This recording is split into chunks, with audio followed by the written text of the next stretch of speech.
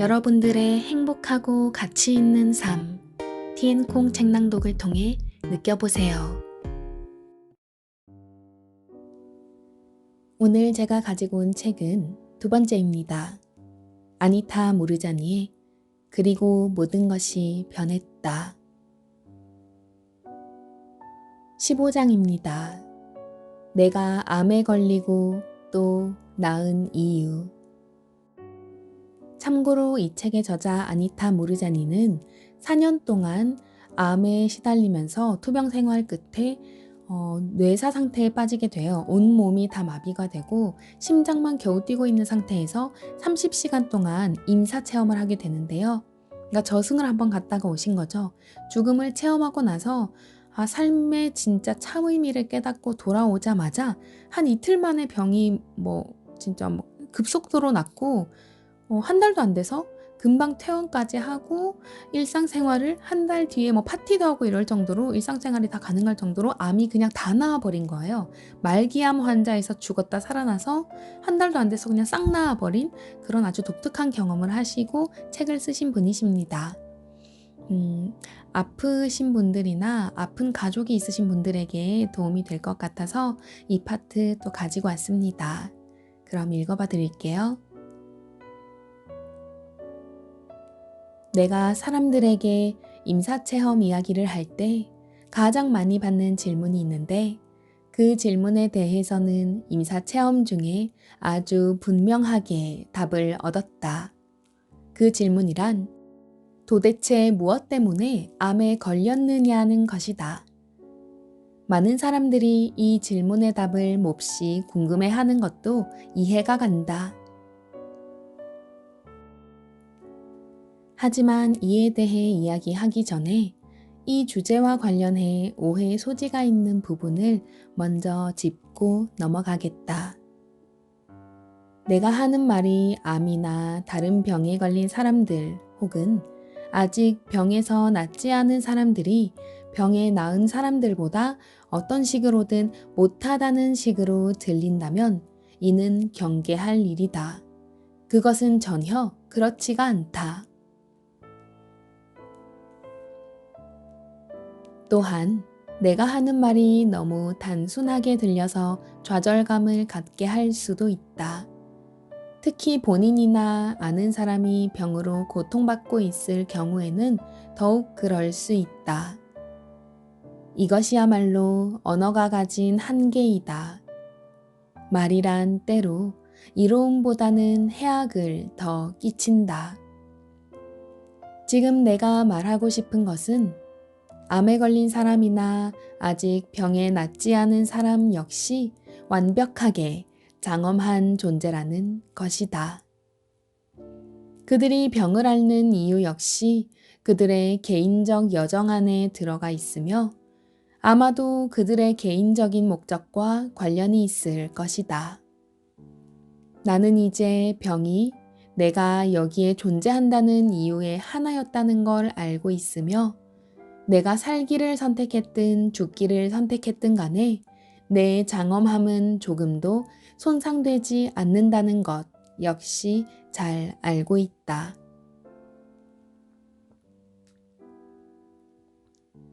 치유에 대해서 내가 하는 말에 동의하지 않는 이들도 있을 수 있다. 그러나 그 역시 전혀 문제될 것이 없다. 나는 다만 내 말이 누군가에게 도움이 되기를 바라는 마음에서 그때 내 안에서 일어났다고 느낀 것들을 표현할 뿐이다.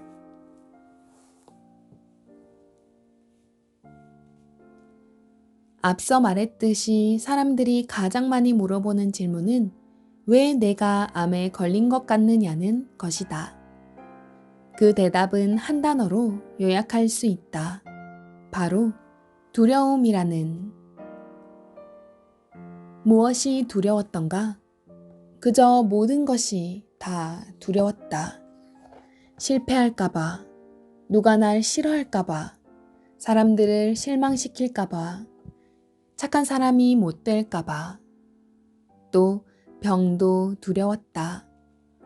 그 중에서도 특히 암이 두려웠고, 암치료법도 두려웠다. 사는 것도 무서웠고 죽는 것도 무서웠다. 두려움은 눈에 잘 띄지 않는다. 그래서 내가 알지 못하는 새 어느 틈엔가 나를 점령해 버릴 수 있다. 돌아보면 우리는 대부분 아주 어렸을 때부터 두려움을 갖도록 길러지는 것 같다. 태어날 때에는 그렇게 두려움 속에서 태어나지 않는데 말이다.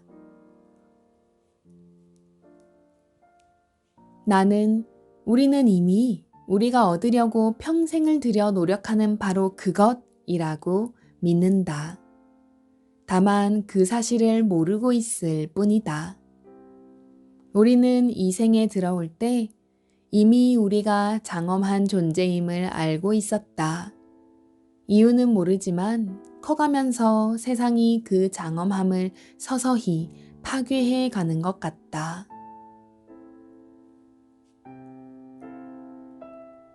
이는 처음에는 매우 미묘하게 시작된다.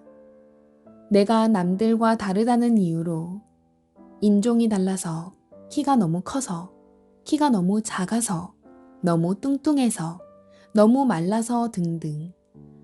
누가 날 좋아하지 않으면 어쩌나, 마음에 들어 하지 않으면 어쩌나 하는 따위의 작은 불안에서 시작한다. 우리는 기준에 부합한 사람이 되기를 몹시 바란다. 나는 진정한 내 모습대로 하고 살라고 스스로에게 진실하라고 격려받아 본 적이 한 번도 없다.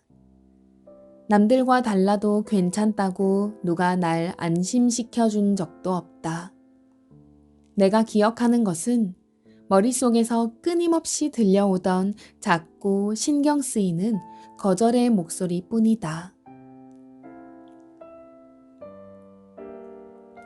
나는 남을 즐겁게 해주는 사람이었고 원인을 알지도 못한 채 거절받는 것이 두려웠다. 사람들이 나를 나쁘게 생각하는 일을 피하기 위해 갖은 애를 썼고 그러느라 아주 오랫동안 내 자신을 잃고 살았다. 진정한 내 자신과 진짜 내가 원하는 것에서는 완전히 떨어져 있었다. 내 모든 언행은 오로지 남들에게 칭찬받기 위한 것이었다. 나만 빼고 모두에게서 말이다. 사실 암에 걸렸을 때까지도 누가 내게 인생에서 뭘 원하느냐고 물었다면 나는 잘 모르겠다고 대답했을 것이다. 문화적 기대치에 속박되어 남들이 기대하는 사람이 되고자 애쓰느라 정작 나에게 중요한 게 뭔지는 몰랐다. 제일 친한 친구 소니에 이어 남편의 매부까지 암 진단을 받은 뒤로는 암에 대한 두려움이 더 깊어지기 시작했다. 그들에게 벼랑간 암이 닥쳤다면 내게도 그런 일이 일어나지 말란 법이 없을 거라고 생각했고 암을 예방하는 데 도움이 된다는 것은 모조리 실천하기 시작했다. 하지만 암 예방법에 대해 읽으면 읽을수록 암을 두려워해야 할 이유는 더 늘어만 갔다. 내 눈에는 모든 것이 암을 유발하는 것 같이 보였다. 자료를 읽어보니 주변 환경과 음식물에 들어있는 병원균이 암을 유발할 수도 있었다. 전자레인지, 플라스틱 용기에 담긴 음식, 방부제가 들어간 음식, 휴대폰까지. 모든 것이 암을 유발하는 것 같았다. 그 목록은 끝이 없었다. 암 자체도 두려웠지만 암 치료법, 즉 항암 치료도 무서웠다. 더욱이 소니가 항암 치료를 받다가 죽었기 때문에 내 두려움은 더 컸다. 나는 점점 죽어가는 것도 사는 것도 무서워지기 시작했다. 내가 만든 두려움이라는 감옥 안에 갇힌 꼴이 되었다. 내게 세상은 무서운 곳이었고 삶의 반경은 점점 더 좁혀졌다. 그리고 바로 그때 나는 암 진단을 받았다.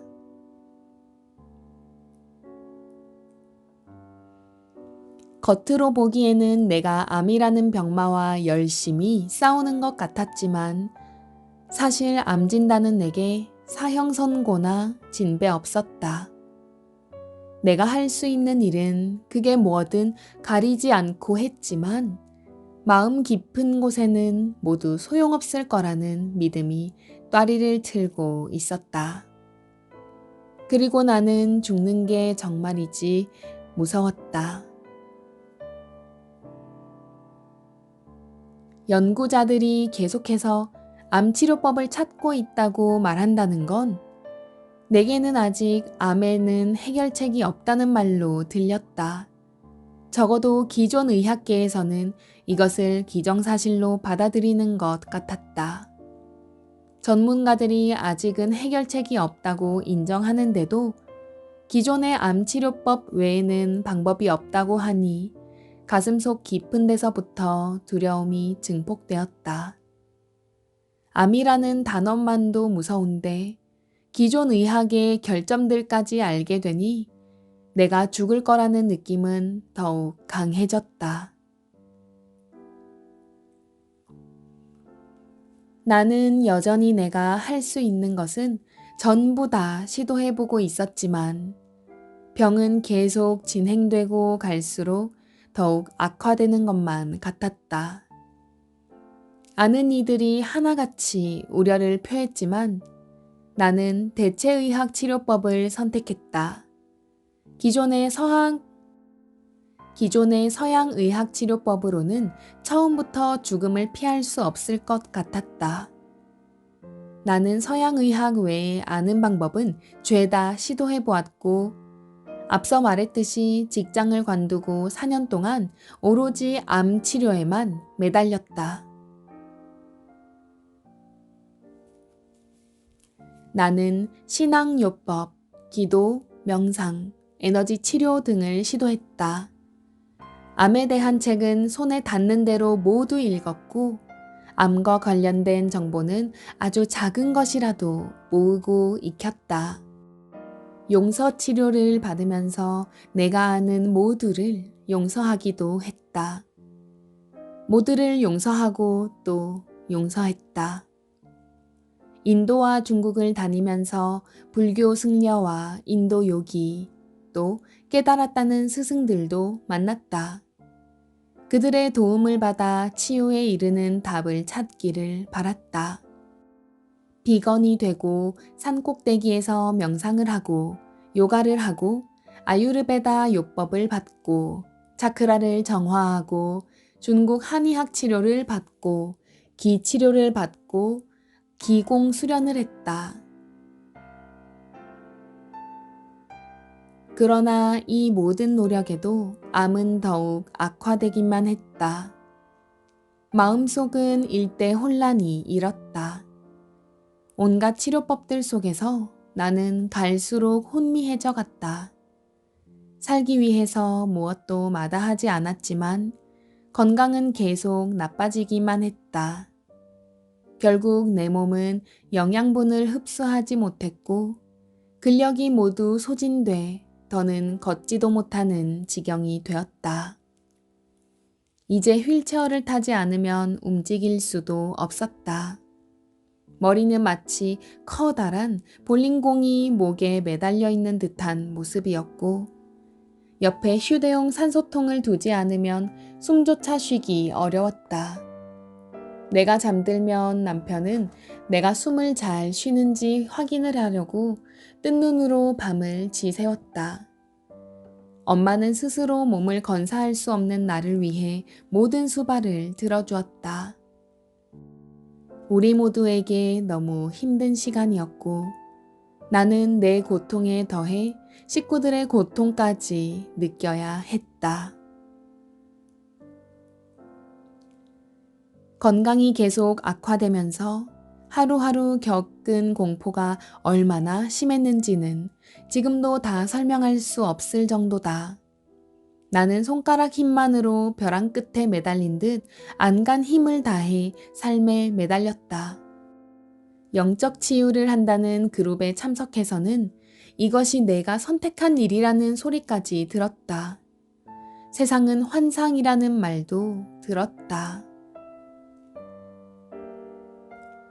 나는 더욱 좌절하고 겁이 나서 속으로 물었다. 왜 내가 이것을 선택했단 말인가? 어떻게 하면 다른 것을 선택할 수 있을까? 이 현실이 환상이라는데 왜 이토록 진짜 같은 걸까? 신이 모든 기도를 듣고 있다면 왜 내 기도는 들어주지 않는 걸까? 나는 용서하고 정화하고 치유하고 기도하고 명상을 하는 등 내가 할 수 있는 모든 것을 정말 열심히 하고 있었다. 그런데도 왜 내게 이런 일이 일어나고 있는 건지 도저히 이해할 수 없었다. 하지만 너무 힘들어서 더 이상 매달려 있을 수 없다고 느꼈을 때 나는 마침내 손을 놓아버렸다. 마음속에서 완전히 포기해버린 것이다. 4년이 넘는 암과의 사투로 나는 만신창이가 되었고 이제는 힘이 없어 더는 계속할 수가 없었다. 마침내 나는 항복했다. 나는 지쳐 있었다. 다음 단계는 죽음이라는 것을 알았고 마침내 죽음을 반갑게 맞이하는 지점에 이르렀다. 무엇이든 지금보다는 나을 것이었다. 바로 그때 혼수 상태로 들어갔고 장기가 기능을 멈추기 시작했다. 그 무엇도 지금 식구들과 내가 겪고 있는 것보다 더 나쁘지는 않으리란 걸 알았다. 그래서 나는 죽음 속으로 나를 내던졌다.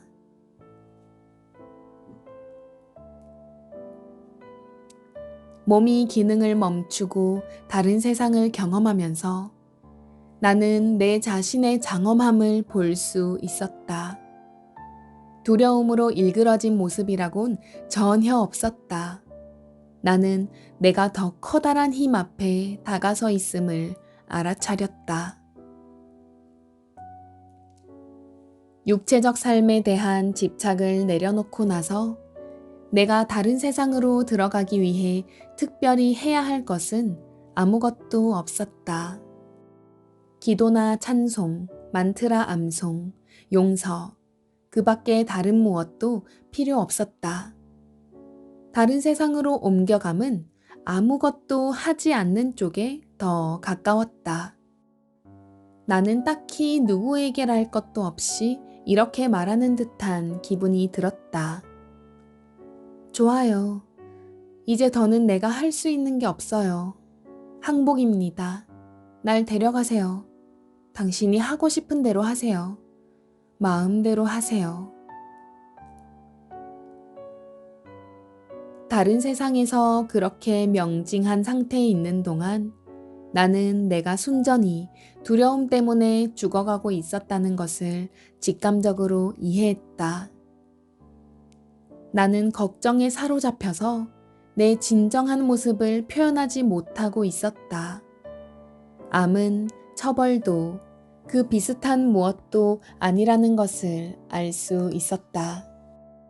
암은 그저 내 자신의 에너지였다. 내 에너지가 두려움 때문에 내 본연의 장엄한 힘으로 표현되지 못하자 암으로 표현된 것이었다. 그 광대무변의 상태에서 나는 내가 평생 자신을 얼마나 가혹하게 대했고 얼마나 심하게 판단했는지 깨달았다. 나를 벌주는 이는 따로 없었다. 내가 용서하지 못한 것은 다른 누가 아니라 바로 나였음을 나는 마침내 이해했다. 나를 판단한 사람, 내가 저버린 사람, 내가 충분히 사랑하지 못한 사람은 다름 아닌 바로 나였다. 다른 누구와도 관계가 없었다. 내가 마치 우주의 아름다운 아이처럼 보였다. 내가 존재한다는 사실 그 자체만으로도 나는 조건 없는 사랑을 받을 자격이 있었다. 이 사랑을 받기 위해 내가 뭔가를 할 필요가 전혀 없다는 것을 깨달았다. 기도도 간청도 그 밖에 어떤 것도 할 필요가 없었다. 나는 내가 나를 한 번도 사랑해주지 않았고 내 자신을 가치 있게 여기지 않았으며 내 영혼이 얼마나 아름다운지 알아봐주지도 않았음을 깨달았다. 조건 없는 장엄함이 언제나 내 곁에 있었는데도 육체적 삶이 그것을 가려버린 것 같았다. 아니, 지워 없애버린 것 같았다.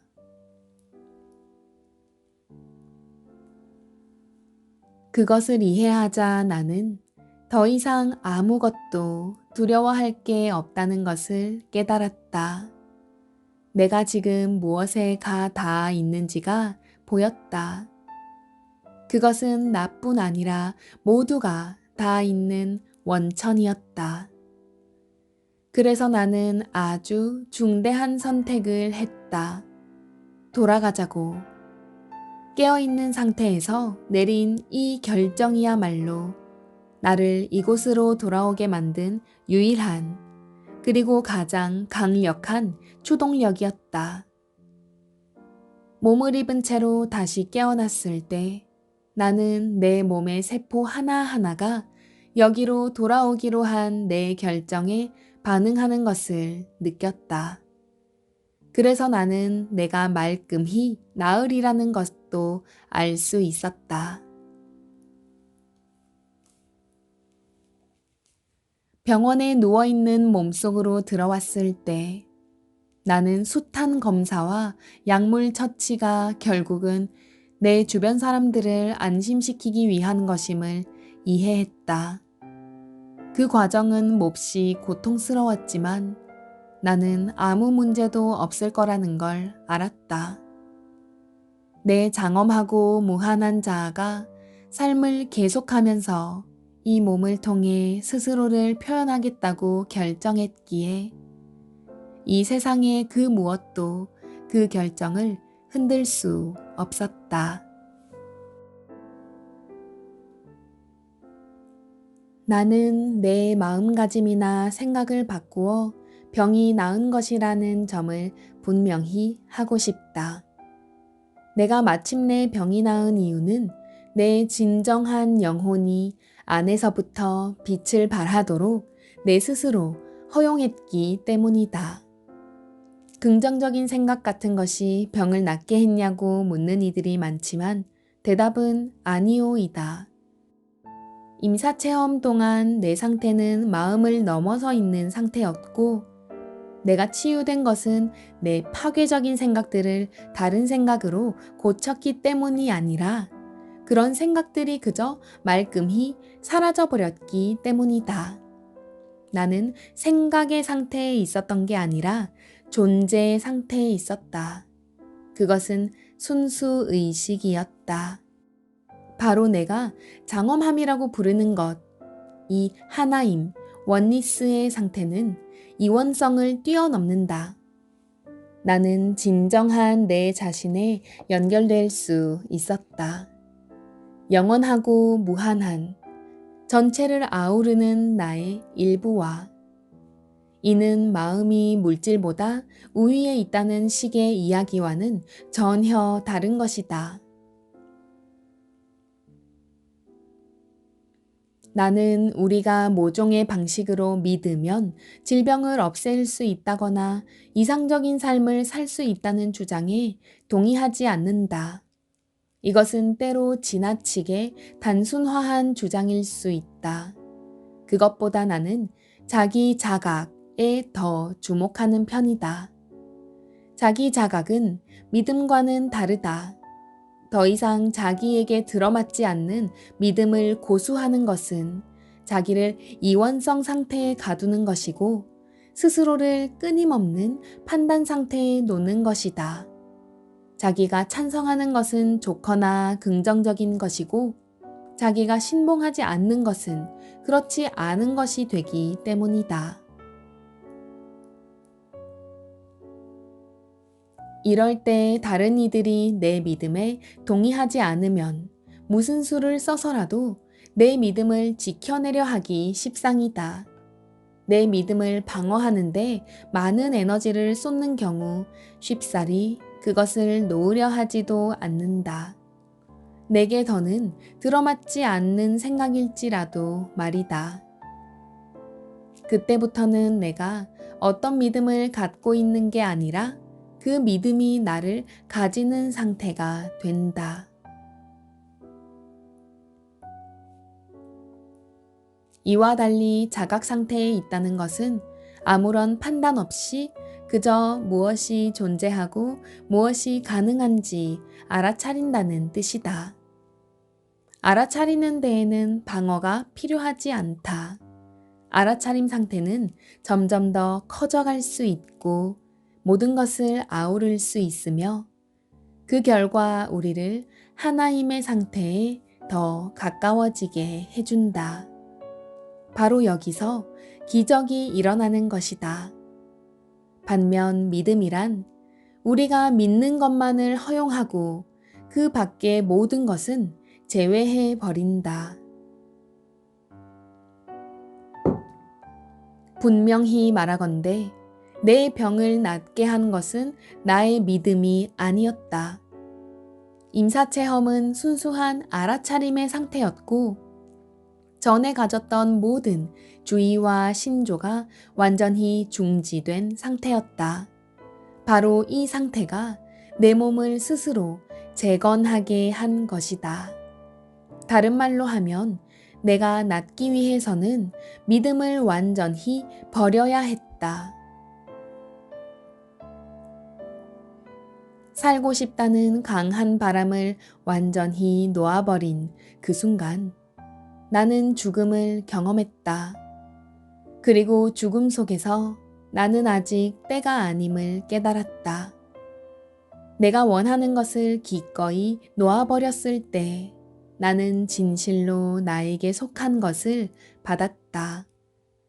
언제나 후자가 훨씬 더 좋은 선물임을 나는 이제 안다.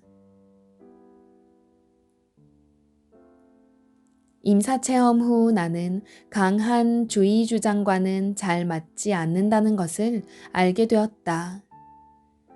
구체적인 신념에 따라 행동해야 할 때 내 경험은 제한된다. 그것은 오직 내가 아는 세계 안에만 나를 잡아두는데 내 지식이란 결국 제한된 것이기 때문이다. 내가 알고 있는 것에만 스스로를 국한한다면 나는 내 잠재력과 내 삶 속으로 들어올 수 있는 가능성을 막아버리는 셈이 된다. 그러나 내 삶이 불완전하다는 것을 인정한다면, 그리고 불확실성에 편안해질 수 있다면, 이때 나는 무한한 가능성의 세계에 가 닿을 수 있다. 임사체험 후 내가 알게 된 것이 또 있다. 바로 놓아버릴 수 있을 때, 믿는 것은 물론 믿지 않는 것까지 내려놓을 수 있을 때, 내가 가장 강한 힘을 갖게 된다는 것이다. 또 내면 깊은 곳에서 명징성과 동시성을 경험할 수 있을 때, 나는 가장 큰 힘을 가지는 것 같다. 확실성을 필요로 한다는 사실 자체가 더 넓은 차원의 깨달음을 경험하는데 걸림돌이 된다. 반대로 믿음이나 결과에 대한 집착을 전부 내려놓는 과정은 정화와 치유를 가져다 준다.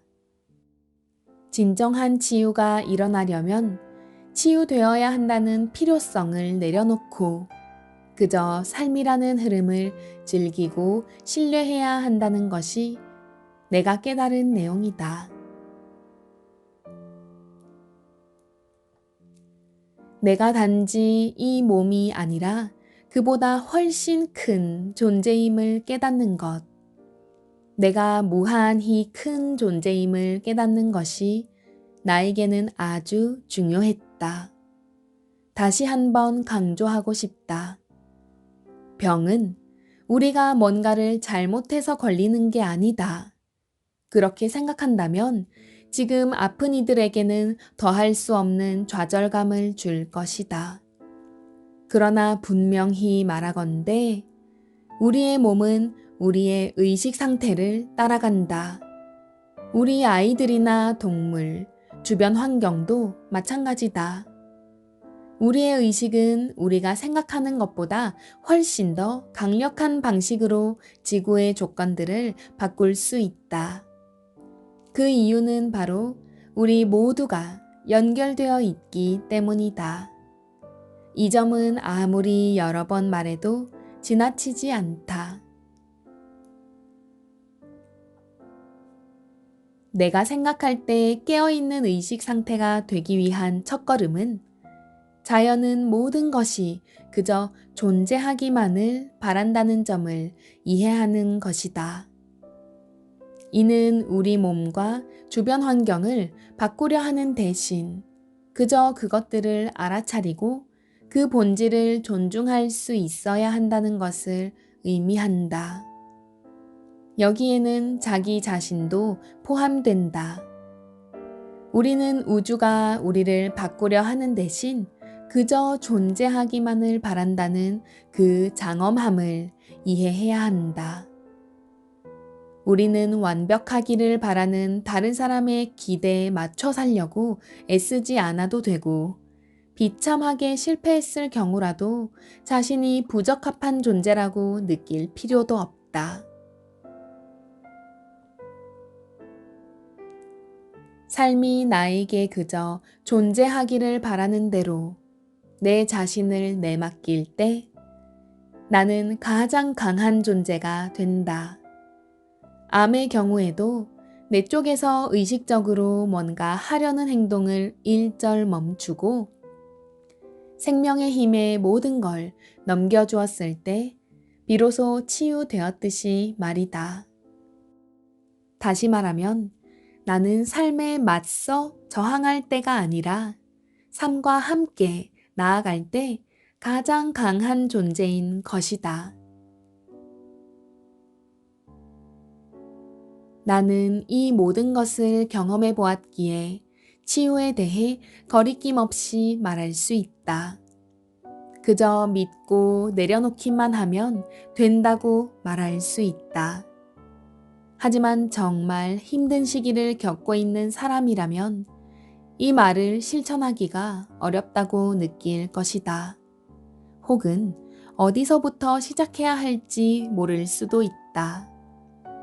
그러나 답은 보기보다 훨씬 간단하다.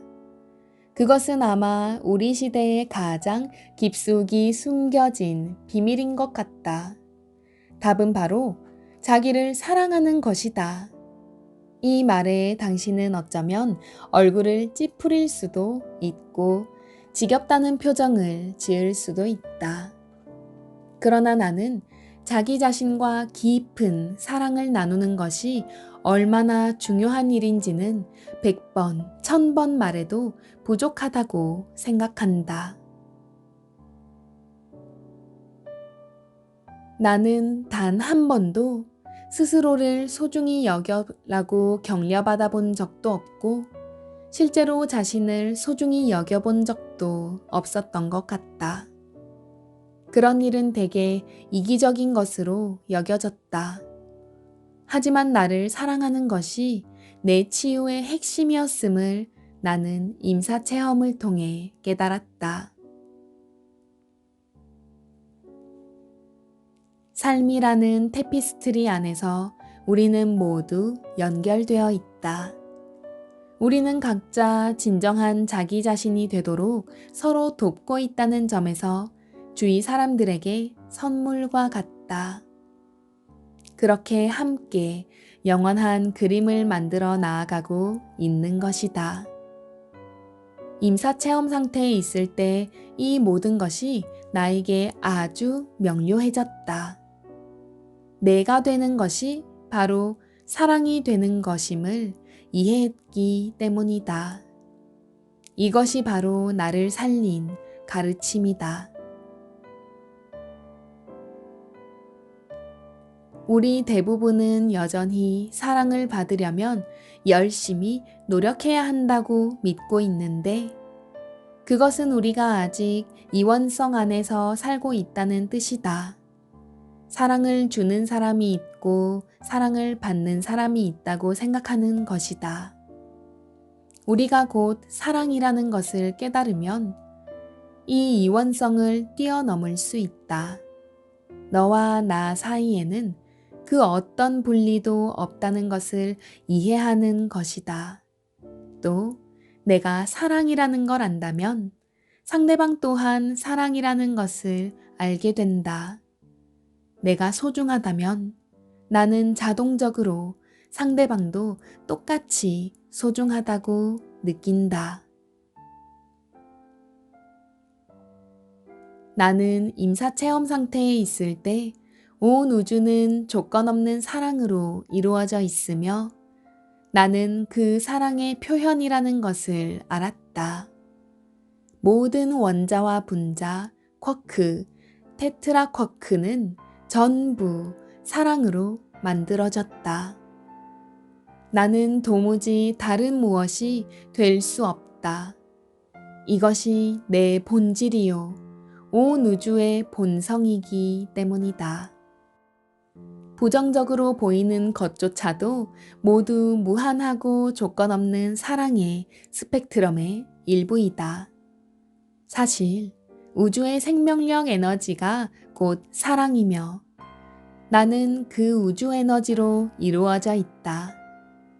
이것을 깨달으니 내가 가치 있어지기 위해 다른 누군가가 되려고 애쓸 필요가 없다는 말이 이해가 되었다. 나는 이미 내가 되려고 하는 그 모든 것이니 말이다.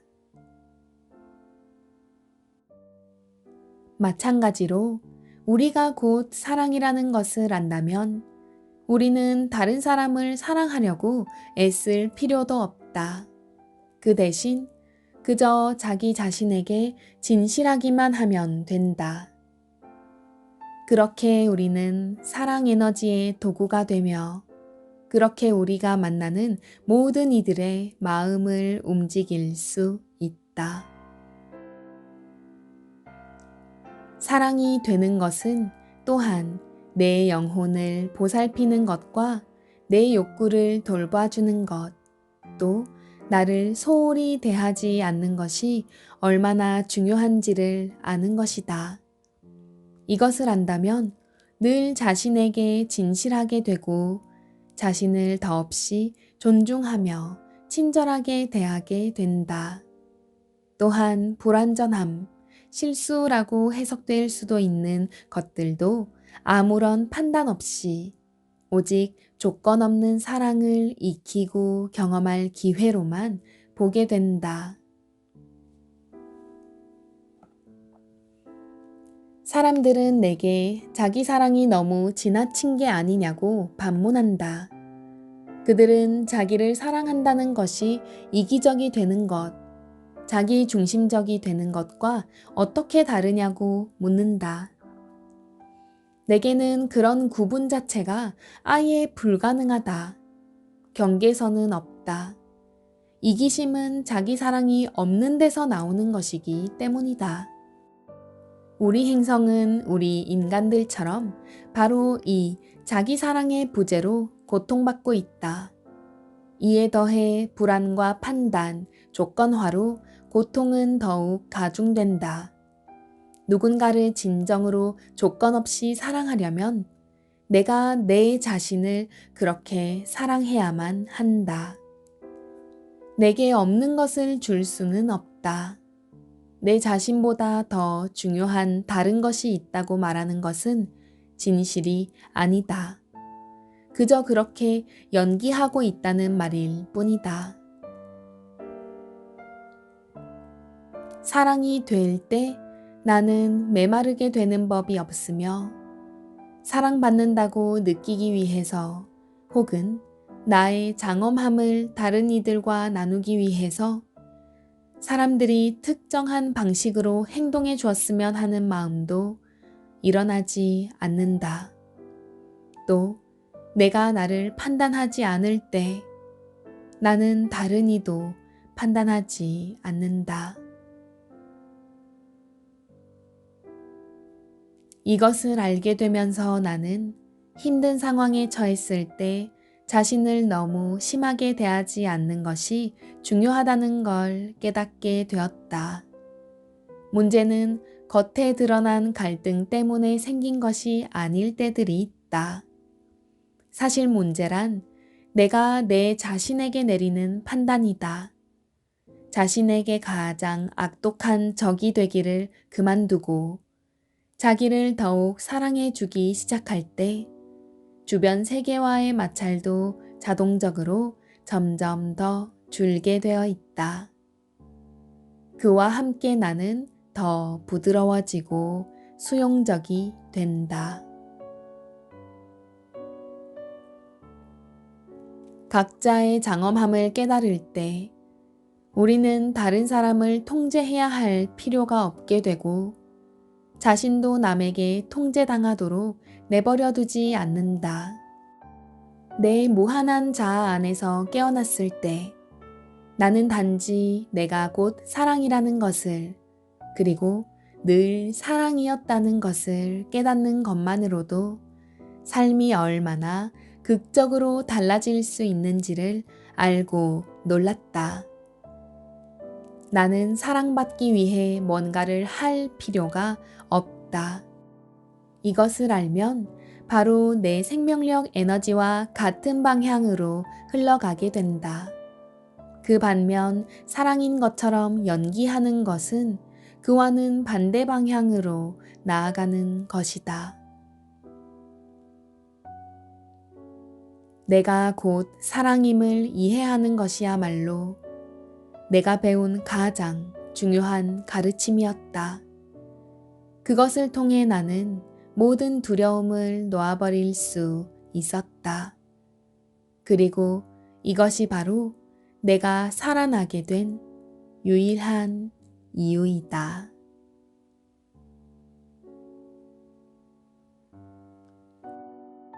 지금까지 티엔콩 책 낭독 들어주셔서 정말 감사드립니다. 읽는 것만으로도 너무나도 벅차고 감사합니다. 사랑합니다, 여러분. 다음에 또 만나요.